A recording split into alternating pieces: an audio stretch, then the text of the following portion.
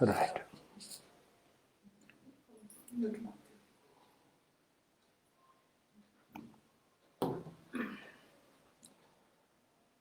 Somebody actually gave some video about Sanskrit language and then passed on to me and saying that this is Sanskrit language. Nice ideas, they were there, but nicely made video and with so many effects, art effects, and all. I can't do all those things. I just thought, let me just talk about Sanskrit. At least the language Sanskrit, we'll talk about it. What is this is all about? Actually, we call it a Sanskrit language because in English we don't have a better word than language, because language is that which links people together. You see, like English we are talking, English is language that links. Sanskrit also can link. Many languages are there which can link. Particularly when you go and stand in Singapore airport, listen to about the instructions that are coming about the flights they're saying. I was just one time wondering, saying that how many languages that make announcement about the flight that is coming, and English, Hindi, Kannada, Telugu, Tamil, and then apart from that, Chinese, Japanese, Philippines, Korean. Wow. That means I was just thinking that all these sounds make meaning, sense. Otherwise, people would not be talking about it, listening to it. So that means, just imagine the moment that you open the language, it means such a vast thing it is. And then what we know, maybe one or two languages, just a small little strand that we hold on to, then beyond that. But then this is something which links us. That's why it is called as language. But Sanskrit, in that sense, it's much beyond than the language. That's why we call it as, language is equivalent in Sanskrit or any of the Indian languages, what we call it as bhasha. Bhasha, if you go to the Sanskrit, what happens is every word, you can go to the origin, what is called as one particular root letter or root word, from that it evolves. So it is not just only somehow it is said, but it is a root word. So therefore you have to go to the root word. When you go to the root word, Sanskrit is what is called as bhasayati. Bhasha, that means which shines. What shines? He is not giving us an idea that it is something which is language. He gives us linking. It shines. What is that it shines? How does it shine when you look at it? Then we have to go to the deeper understanding about what is this all about. When you look into all that, you see how our people have arrived at all other senses. The information goes one direction. They go into us. Eyes see information go into you. Ears hear the information goes into you. Similarly, you taste something, information goes. You touch, information goes inside. So all these senses, it is one-way traffic. The information goes inside. Whereas the tongue is the only organ where not only the information goes inside in the form of what you taste, but also it has a responsibility to give the information out. Express. That's the only way that you can express. There's no other organ through which that you pass on the information. And more important thing is, out of 80 million species on this earth, only human being has this articulation. Others, they express, but then they don't have articulation. Like for example, a cow meets another cow, you can see that their conversation is of love. A dog meets dog, you can see that, and then birds particularly. If you are going for bird watching, you should really see that the life is in danger, bird makes an expression to that. The something strange is coming, the bird makes an expression. So all those things you can see that, but then articulation is not there. It's only whatever that is naturally built that they will be able to do that. But human being is the only creature who has that articulation ability. And ability of articulation is so much that we have umpteen number of languages in this world. So many ways that we can communicate. So therefore, look at the way that your mouth has the responsibility of all the other senses. Whatever that you see, whatever that you hear, whatever the information goes into you, you have a responsibility to give an expression all these things. And it's only the mouth expression. And then it cannot cut down the expression, it has to give full expression to it. That's also there. So therefore, you can just imagine what is the amount of responsibility on the mouth communication. And that also, there's another important aspect is that every information that's going into us, every sensory organ giving us the information, is actually bringing a transformation within you. You may not notice it, but it is bringing in transformation. Like first day you came to Prashanti, you don't know where is Prashanti. You only heard that there is Prashanti, you are going there. Or they might have said Swami Vivekananda Yoga University, I don't know where we are going. And then you come here. You see something, you hear something and all that. Then you get information into you. And many times this funny thing happens, All these people, visitors, and the first time they're visiting Prashanti, they are brought in the bus, and then about 60, 70 people are there assembled in the reception hall, and then says, yes, now you are here, there is juice here, and after that you go to the kitchen, and then you go to Sadapurna, Nitapurna, something like that, and then have food there, and then come to this thing, and then go to Annapurna, Arogyadama. What are these names? What to do? You have to go to, and another thing is that there are no boards to show where to go. First day you are completely blown out, fully. Then you see, okay, this is Aragya. Oh, this is this thing. You want to meet Raghuram? Go to Vasishta. Now, where is Vasishta? So all these things. Then you go, you start seeing. It takes a while, but basically what happens is that every information that is getting into you, bringing a transformation within you. Oh yeah, this is the place like that. Yesterday I heard Vasishta, so it must be there like that. So it brought about a transformation within you. And then you come and speak to Raghuram. Raghuram is a nice person to speak. So this way, whatever interaction that whatever that input that goes into us is bringing about a transformation within you. And the transformation can be in the right direction or the wrong direction also.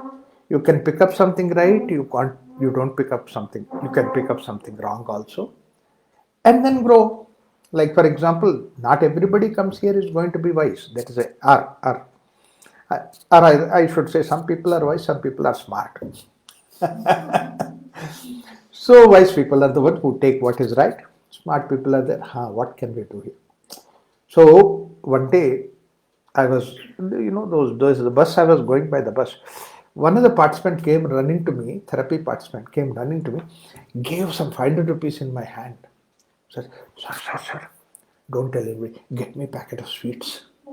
He came here for doing dieting and then he giving me the money to bring that from city. I said, you found a wrong person to do that.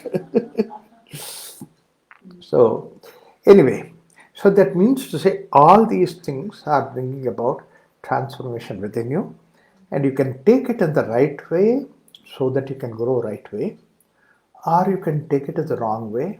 So that is what. But everything has a dent on you. Everything has a dent on you, and that dent is what is called as karya, karma, activity, and what it dents on you is called as kriti.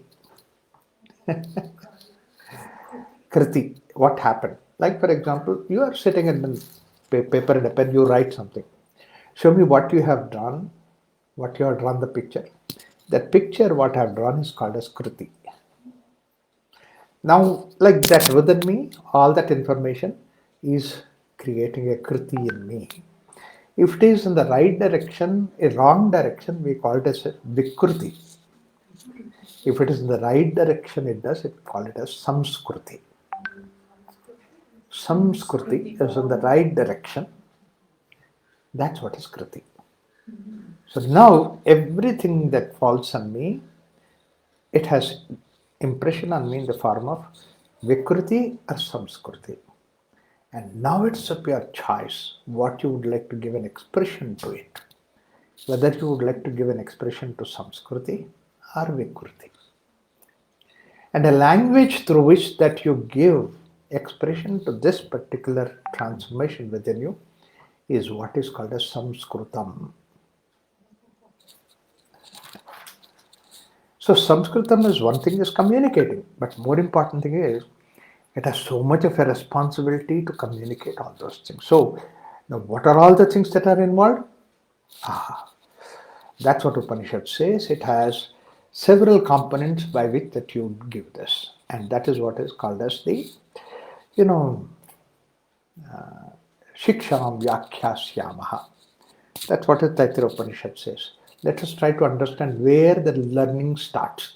Let me talk about that. And it says that Varnaha, Swaraha, Matra, Balam, Sama, Sandhana. These are the components by which that you communicate. Like for example, if I am communicating to you, while communicating to you about this topic itself, if I go so fast, you might say, my God, you finished? Did you finish talking? So that I can relax. Or I can say so slow. Or I give right kind of an impression, whatever that I talk, because all these things. This is what is Sama. Sama means basically the way that I use various notes and all. You know what, that fellow committed suicide. He died, you know. So such a nice thing. Are you're giving a message of somebody died, giving a message like that. What kind of an expression are you giving? All this. And then words also. What is that you select the words? Can you select the words which are really appropriate? There are some people who can really select the right kind of words to give an expression to it. Some people don't. Like I went to one of my, um, I, you know, unfortunately, one of our friends, he committed suicide. I went to their house and then wanted to find. So sorry, what happened? Committed suicide. You know, that day actually, you know, there was a puja and then there was this thing going on. And then they wanted him to coconut and then he brought coconut. Array, why are you going somewhere else? Because whatever she wanted to say, she was telling, not exactly coming to the point. So therefore, precisely what are the words that you use, how you communicate, all these things are the part of language. Language should have a provision for all those things. So all these things together with that will become Sanskrit language. So Sanskrit has come with all that kind of depth understanding. So now Sanskrit has got such precise richness and all that this thing. That's why Sanskrit could easily become a language for various places according to their own way, culture, everything has grown up. That's why in this country we have so many languages which are basically born out of Sanskrit. Because the richness of Sanskrit is like Telugu, origin is Sanskrit. Kannada, origin is Sanskrit. Malayalam, let's say 70% is Sanskrit. Bengali, 60% is Sanskrit. Everywhere it is there. That means it could take that color, that particular expression, and then make it into a language of its own. Like that, we have 160 different languages based on Sanskrit in this particular. Some are less used, some are more used, but these are the things that are there. Not only here, but you go to Indonesia and Malaysia or Singapore and the local languages, they are Sanskrit based languages. Wow. Not a, it's not, you can't look at Sanskrit as one of the languages. Extraordinary. Now, why is it extraordinary? One thing is that, but then how did they manage all this expression? How did they manage all this expression in this? Then I need to tell you some small little incidents. Make it easily understandable. That is, once I was sitting at the Burbank airport going to San Jose. Burbank is a small airport. And I checked in, and then I was sitting there. And then one American came and sat next to me. And then you know what happens is that usually curiosity will be there. If you are holding a book, they try to look into what's your book. What are the pictures there? So like that, he just peeped into my book. I was holding an Upanishad book in this Sanskrit language, it was there. And he looked at me, my book, didn't make any sense to him. Again, he looked at curiosity, makes any sense. Again, he looked at me, this time he put his head between my head and that book. He looked at me, said, "You want to know what I'm reading?" I said, "Yes."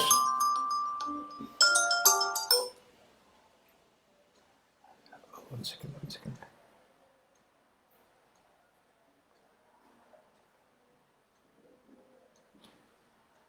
Oh.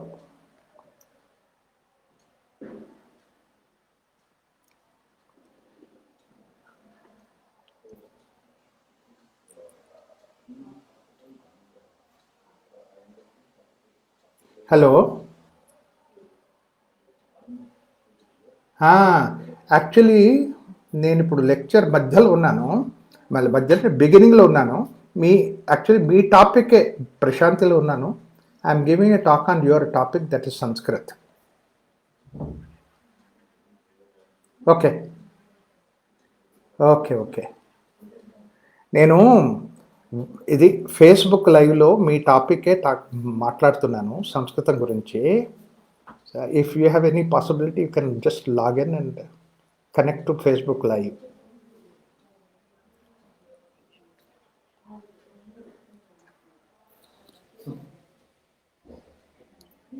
అదే మీరు సంస్కృతం గురించి mail పంపించారు కదా, education and combating climate change. అది నేను తర్వాత చూస్తాను. ఇప్పుడు ఇప్పుడు సంస్కృతం గురించి లెక్చర్ చేస్తున్నాను అనమాట. I thought I will take a copy of it and send it to you. ఎప్పుడైపోతుంది అది? ఇది ఇంకో హాఫ్ అన్ అవర్ అవుతుంది, తర్వాత చూస్తాను. ఓకే, దాని తర్వాత నా మెయిల్ చూసి నాకు చదువు. Okay, right. Actually, he wanted this topic, so I was. So then what happens is that he looked into that book. Can you? He said, "Yeah, but what is this language?" I said, "Sanskrit." Can you read it for me? Because it seems, yeah, I can read it for you. You see, in the airport, that you always have that curiosity. I can read it for not once, repeatedly. But I will ask you a question. You should face that. I get challenged. He said, "Yes." Nice. Game, I said, "This is called as Suchika." Suchika means basically index. Suchika. Oh yeah, the Suchika. But did it make any sense to you? No, because I don't know this language. No. Listen carefully. Watch carefully. Suchika. Does it make any sense to you? He looked at. No, carefully look at it. It's definitely making sense to you. Yeah, certain. Okay, now I explain what it made sense to you. I said, yes. I said, Suchika, it has 3 sounds. And there are 3 letters. 3 letters. Only 3 sounds and 3 letters. Yeah. That means there is no spelling. Wow. Yeah, there is no spelling. You write in English, Suchika, Suchika. In any language that you take, you have to use so many letters to combine these things. Right. And I don't have to do that. Wow, that means whatever sound you produce, you write?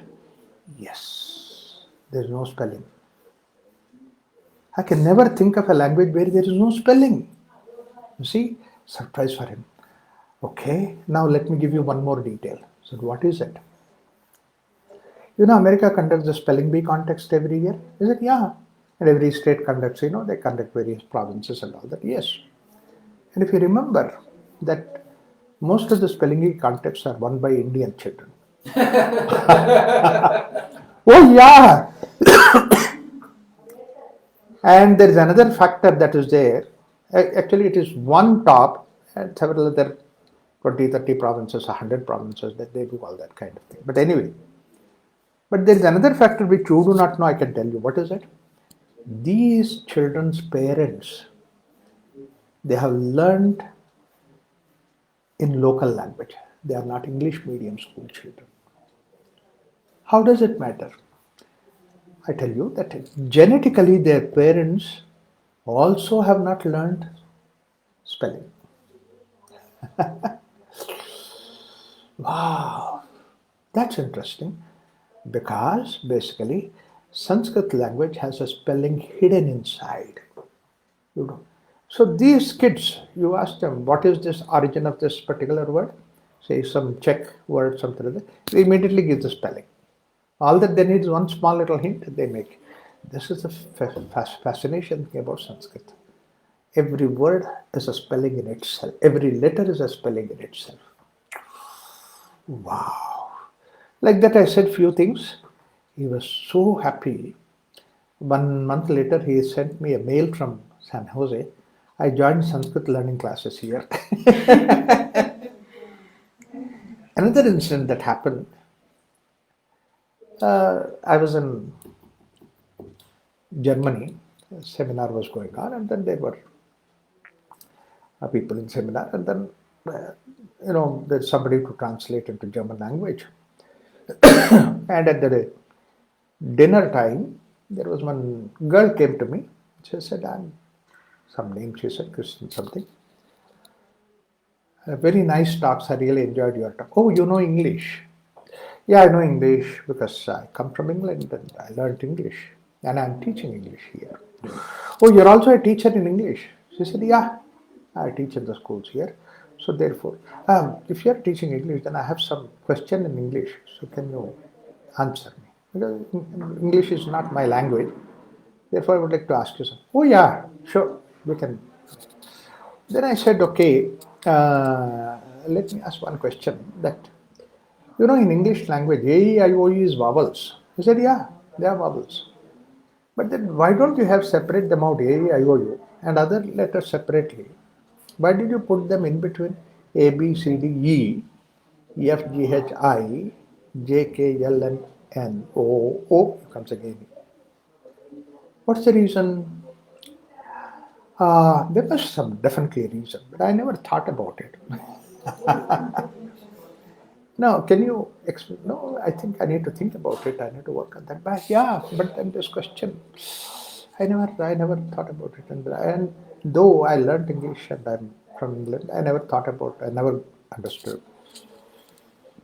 Oh, for about 15, 20 minutes he struggled and then, okay, that you can answer me that question, but can I ask you one more question? Now she sensed that I'm not an easy person. She said, what is that? In language you say A, B, C, D.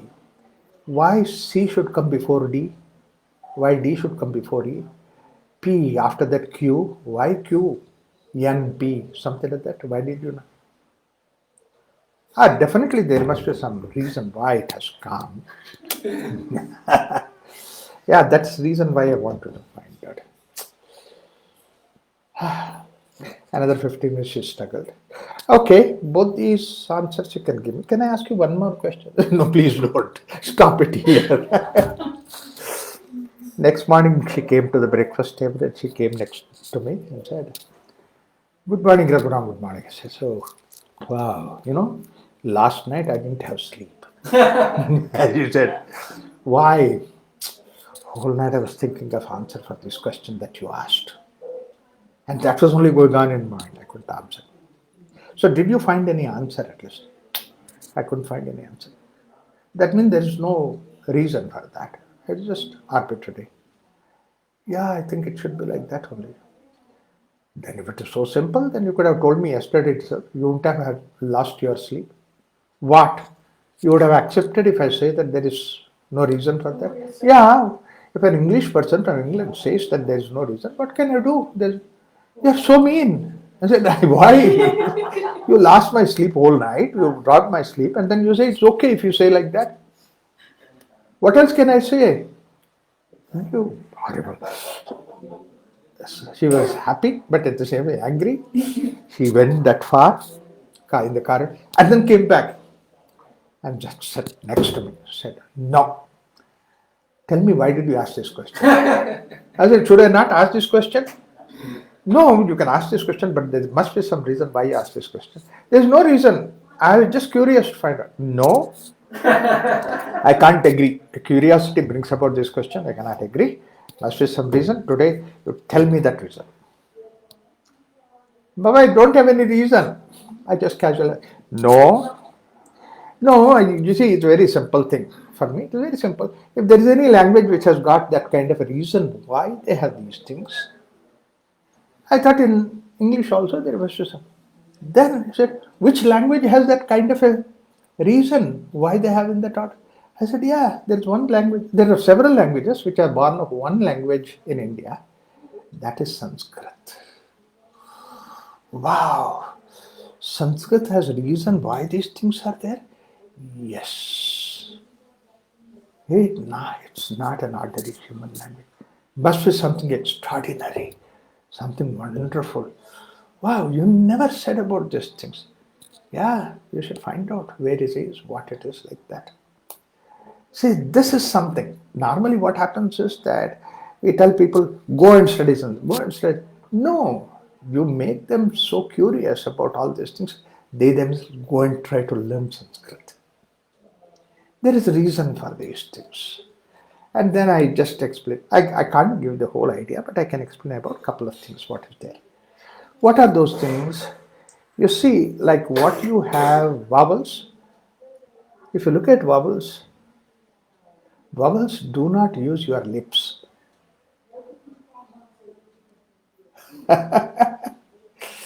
They don't use lips.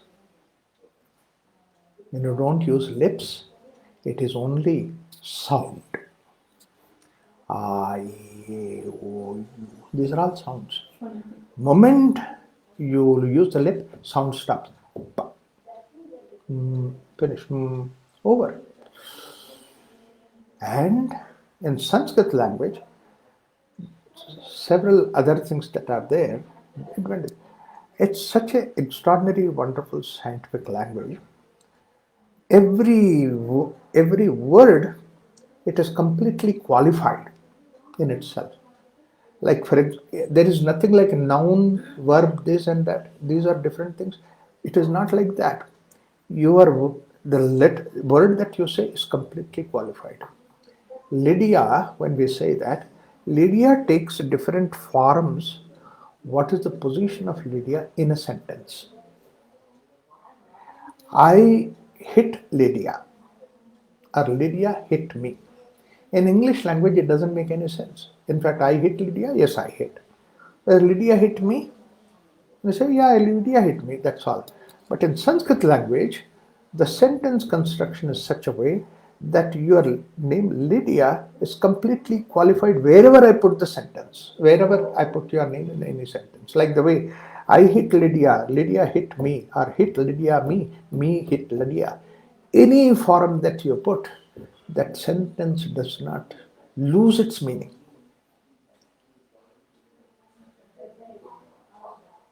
Jack came to see me. Me came, Jack see. Fine, anything. But then it doesn't lose its meaning. Language has to come to that. It's what an extraordinary, wonderful facility it must be having. And not only that, you see, like this, if you go into the principles of Sanskrit, it's so precise. In fact, that is the reason why the first Sanskrit literature, poetry, has come 7,000 years ago. I think that book I must be having here. 7,000 years ago, it has come, and this is the one. And perfect book. It means not even one word you can change it. If I read today, if somebody who's read 7,000 years ago, What it made sense today, if I read it, it makes the same sense. It does not go any transformation or anything like that. And like this, we have thousands and thousands of literature that's available. So that means to say the whole structure itself is so scientifically organized in such a way nobody can meddle with it. Why did it exist 7,000 years? Because I cannot replace one letter from here and add another letter for this, because it loses completely its whole structure. It cannot allow that to me. It did not allow anybody to do that kind of thing over a period of time.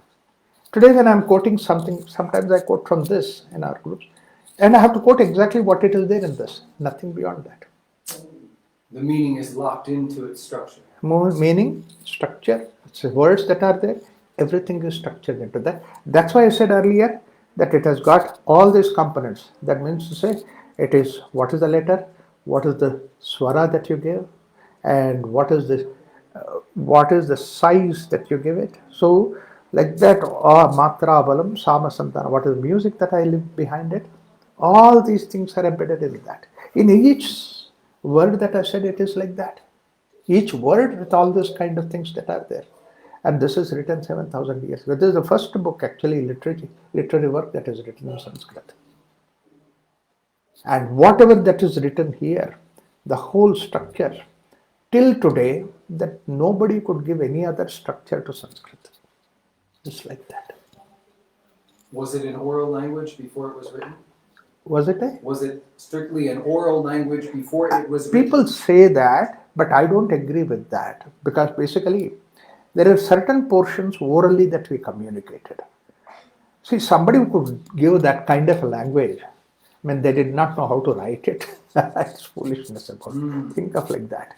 Somebody who has that kind of a technology to give a language must definitely have idea of writing it also. And then they had written on the leaves. Leaves are gone, and rewritten, and then they were there. Today, what we see, actually, this Ramayana is also, you can find it in one of the ancient libraries written on the leaves. But that's fine. It was not just oral language. But transmission is through the oral language. Even though the written book is there, unless until you sit with the teacher and listen to that and then follow that, it will not make a sense to you. Like, for example, I gave about all the Sanskrit idea, all those things. Unless until you listen to me, then you will not know about what is the greatness, depth of Sanskrit. So, therefore, basically, that this is a language which is like that. Now, here, as I said, that there is one, and there's another aspect is that this particular text is that it's always in the form of a nice, wonderful poetic form. There is a strict form in which it follows. This one also, that means 7,000 years ago, they had a form. Like what we sing in Bhagavad Gita. We sing in that two lines. Nainam chandanti shastrani, nainam dahati pavakaha, nachainam kledayantyapo nashocheti marutaha. Like that, there is a particular structure in which it is seated. The structure is given, and then which it is completely like embedded in that. Like that, we have 13 different structures in which these things are given. So anything that comes has to come along with that structure. Once it comes to the structure, it makes sense to easily, and it is prescribed in that way. So all these things are given in that sense. So therefore, that there is no way that you could meddle with these things. You could change any word, you could change anything like that. There is nothing that possible that way. This is Sanskrit language. And there are several other things that are there in the sense that that's why it is called as Samskriti. The way that you talk also shows what you are. Like, for example, that what are the words, expression that you give? It shows that what is your character, what is your nature like, what is your values. All these things are embedded in the Sanskrit language. Now, coming to the letters, this is another very interesting thing about that, most modern concept about it. And I said earlier that every letter is qualified completely, in the sense that We have seen that there are sounds. There are sounds. A, E, I, O, U are sounds. And we always say that without these A, E, I, O, they are the vowels. You cannot construct any word. Any word that you need to construct, you have to have the vowels. Say good, G, O, O, D, be bad, B, A, B, A, D. That O, A, these are all vowels. Your name, Julia, U, L, I, A, three vowels are there. Raghuram, R A G H U R A M. Three vowels are there. We have to use the vowels to make any word meaningful. If I cannot make a word just by putting S T K, what is the word that you can make? You can't make it. S T P. You can't make any sense. But I just put one vowel, S T O P, stop. Then it makes a word.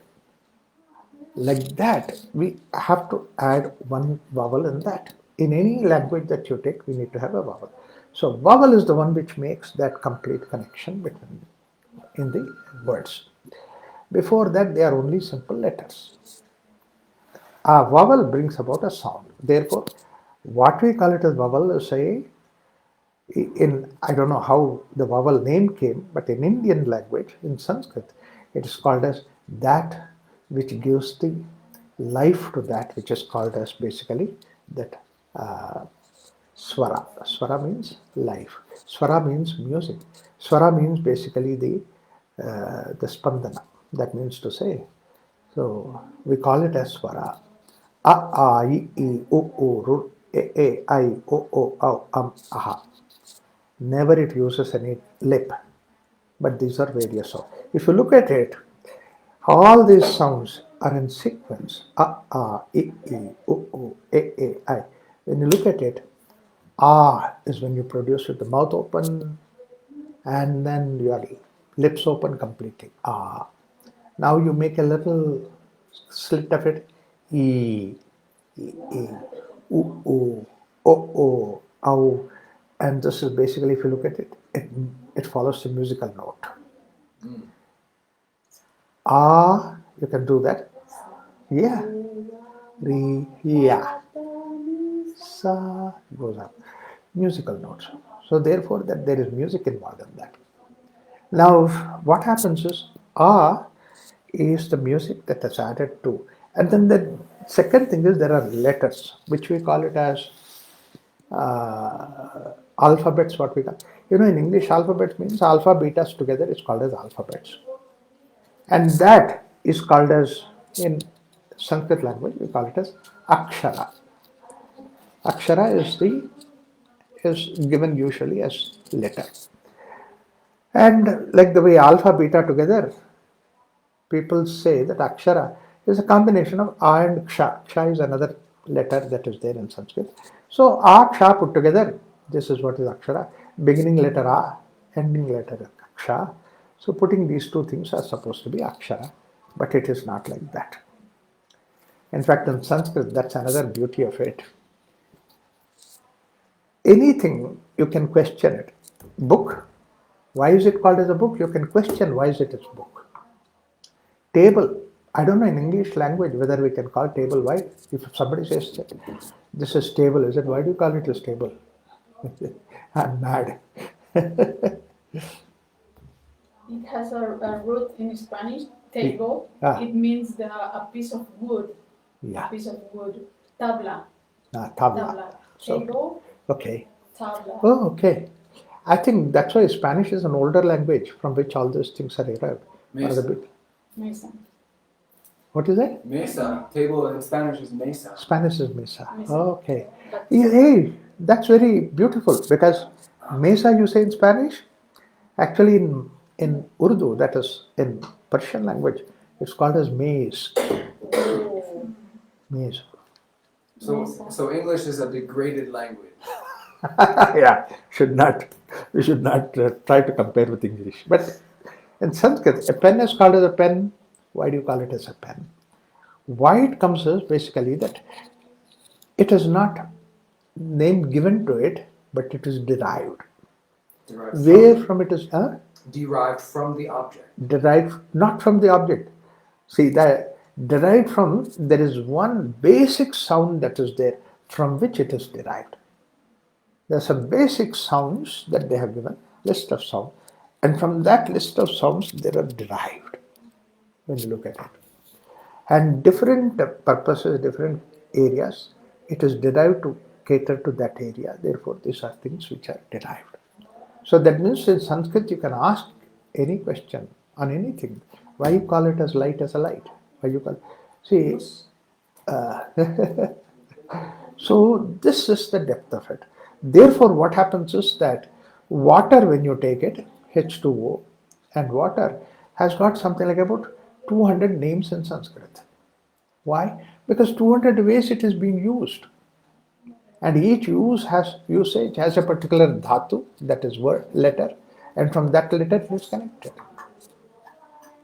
See, water, when you run the water, it makes a sound, gargling sound.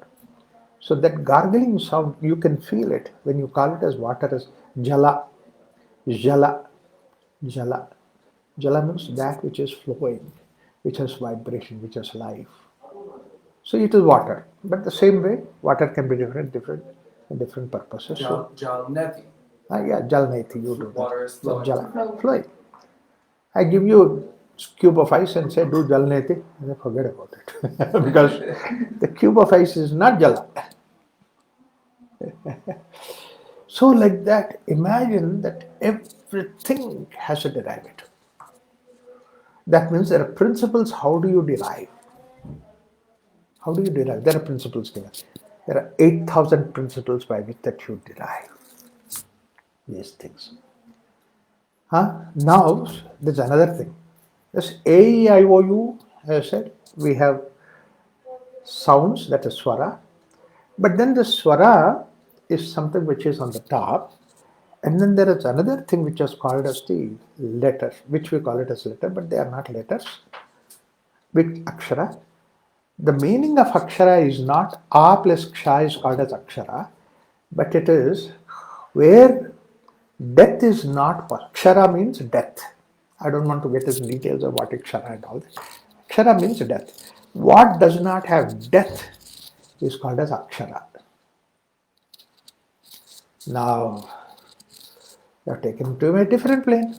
Because I was suddenly talking about language, suddenly talking about jala, table and all that. Suddenly you said that what does not have life, and that's what is called as letter.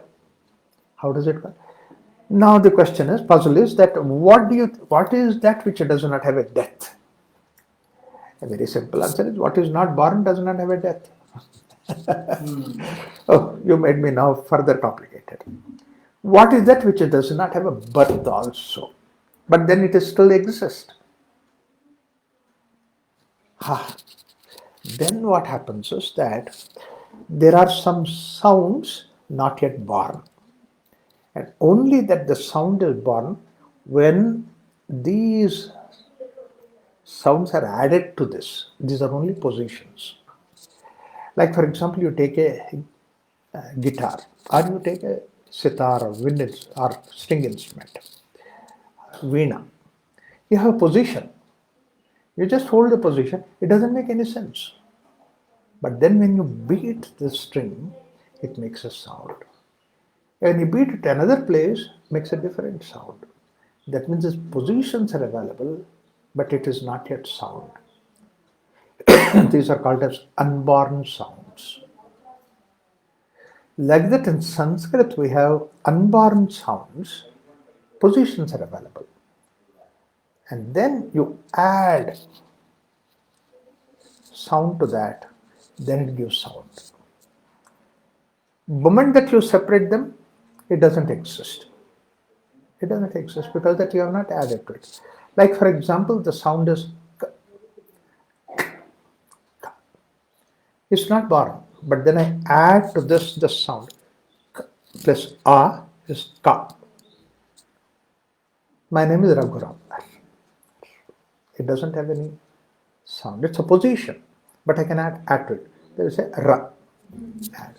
So therefore, every sound that you produce, hey, come on in, is not just a sound. It is a combination of two things. Now the moment that I add a, it becomes ka. But the moment I add e, it becomes ki.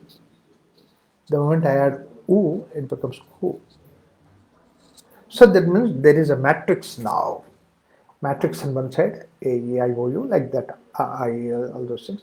On the other side, these positions, ka, kha, ga, gha, cha, cha, ja, ja. These are not sounds. These are only position. Ka, ga, cha. You don't even hear because they are not born, but they are ready to be born. They are pregnant. And now add to these things. Now you can make a huge chart. Combine these things so that you can get only one letter which can give you that sound. Therefore, we don't have spellings. It's all spelling is made inside my mind. All the spellings are made. In the structure itself, we make these spellings. And then, this is one interesting thing. How the mantras are made, how the other things are made. You read my mind. I was thinking about Bhagavad Gita, mantras, and all those compilation of the great text. I'll come to what happens is that when you hold a sound, if you look at it closely, watch it, it is like the lowest sound that you can make is ka. You try to produce a sound with the ka. From ka, when you go up, ka, ka, ga, ga. Then you come up on the tongue, cha, base of the tongue, cha, cha, ja. Ja, you already coming up to the upper palate. Ja, ja. Ta, you reverse the palate, you reverse the tongue and the palate. Ta, ta, da, da, na. Now you have come to the nose. Na, na, and then you split it, go to the sound. S, sha, sa. See, the whole journey from the lower end to upper end. And you know, this passage is like the, what you call it as the,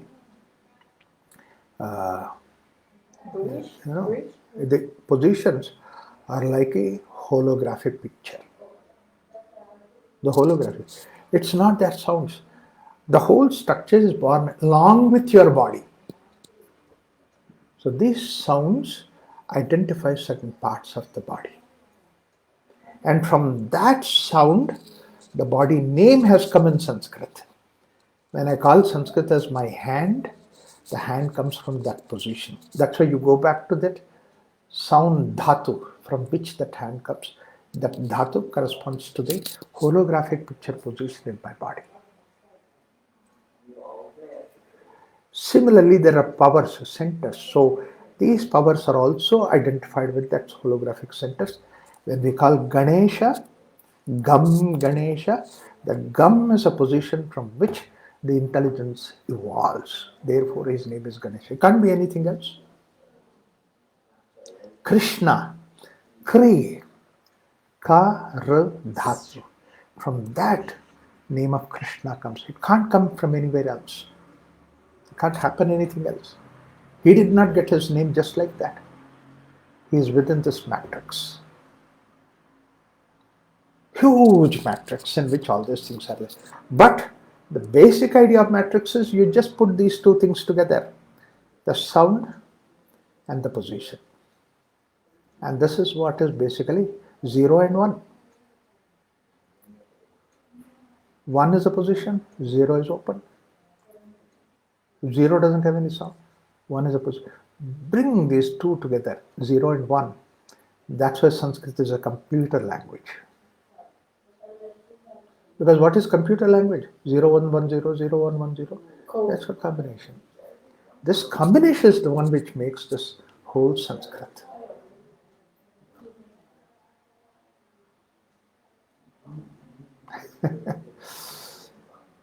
In this matrix, I can see the position 0, 1, 1, 0, and then I give that.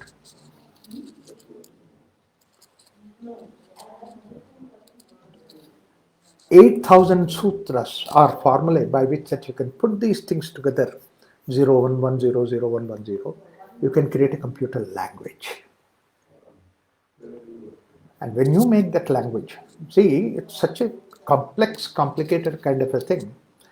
I know Sanskrit, my knowledge of Sanskrit is just iota, so small. But then, when I said that there are people who have given the aeroplane knowledge, there is a textbook, Science of Aeroplane. I asked one of the Sanskrit scholars, I said, you know so much of Sanskrit, so can you translate this book for us? He said, what do you think, you are a fool? Because before that you learn this book, you should learn what is called as energy, and not ordinary energy. What is the energy which goes into the aeroplane? And there is what is called as the energy text is there. And then what is the metal that goes into it? It is called as dhatu. And then it is not any metal, it is a special metal which goes into the aeroplane, which is called as vimana dhatu. And then there is another thing which is there. Like that, he said that if I know all these things, then I can explain about what is written 5,000 years ago about how to make aeroplane. Metallurgy. He says, yeah, Dhatu Shastra is there. When you understand properly these things and then put them together, then you can find the Dhatu. What is that like? Look, we know in the world today, the metallurgy, they say that two metals cannot be put together because that they have different expansion quotient, they destroy. Whereas we had 5 different metals put together called as Panchaloha. Every house has got that kind of Panchaloha metal. How did they put it? They do not destroy the properties of one metal to the other metal. They try to complement one metal to the other metal. We know how to complement them. If at metal level we can complement them, can we not complement that way at the plant level? That's what is Ayurveda. Can we not create a complement at that level? In the language, it's so many ways that we can make use of this complementary nature of it. Can we not do that in the nature, in understanding about the management in the world outside? We can do that. So we had in our culture given management science, material science, this science, that science, everything was there. That's why 10,000, 5,000 years ago, we had a structure which is like Bhagavad Gita. What an extraordinary degree of language information that is given 5,000 years ago. Now, I don't believe that. You don't believe. Okay, we don't mind it. Well, I'll stop it here. But fascinating. Sanskrit is